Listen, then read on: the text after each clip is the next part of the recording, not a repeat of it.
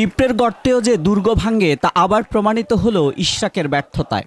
ইশরাক যে বিএনপির কর্মী সে পরিচয় দিতেও পুরোপুরি ব্যর্থ হয়েছেন। সরকারের ছাত্র উপদেষ্টাদের মতো 18 মাসের ক্ষণস্থায়ী রাজনীতি ইশরাকের সাথে বড্ড বেমানান। অনভিজ্ঞ আসিফের রাজনীতির চাল উতরে উঠতে ব্যর্থ হয়েছেন ইশরাক। মেয়র ইস্যুতে পুরো আন্দোলন তার পক্ষে থাকলেও উপদেষ্টা আসিফের চালে আন্দোলন বুমেরাং হয়ে গেছে। আন্দোলনের চাপে সরকারের পক্ষ থেকে প্রশাসক পদ অফার করার পরও কেন গ্রহণ করেননি তাই এখন প্রশ্ন। এই অফারের পর তা কেন সাথে সাথে জনতার সামনে আনলেন না, যেখানে নির্বাচনী গেজেট মোতাবেক 1 জুন 2025 ঢাকা দক্ষিণের মেয়রের মেয়াদ শেষ। ইশরাক যে রাজনৈতিক চালাকি ধরতে পারেননি তা স্পষ্ট হয়ে গেল আসিফের বক্তব্যে। একটা অল্টারনেটিভ প্রস্তাবও রেখেছিলাম যে ওনাকে প্রশাসক হিসেবে দায়িত্ব দেন, কিন্তু সেই প্রস্তাবটাকে খুব অত্যন্ত দম্ভ ভরে এবং অহংকারের সাথে তখন ডিনাই করা হয়। কিন্তু ইশরাক পোষ্য মেয়র বলে বিষয়টিকে খাটো করার কোনো কারণ কি আছে? কারণ ইশরাকের রাজনৈতিক পরিচয় আছে, সেই পরিচয় দিয়ে সব দরজার খিল মারতে পারতেন। প্রত্যাখ্যানের কথা স্বীকার করে পুরো রাজনীতিকে আসিফের দিকে ঘুরিয়ে দিলেন ইশরাক।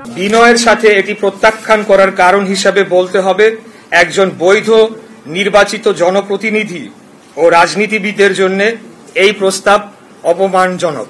প্রশাসক পদে বসলেও মেয়র মর্যাদা নিয়েই ইশরাক চলতে পারতেন, সেটাকে আন্দোলনের বিজয় বলেও সামনে আনা যেত। প্রশাসকের সুযোগ থাকলে সে পথে হাঁটা ইশরাকের জন্য অমঙ্গল কিছু নয়।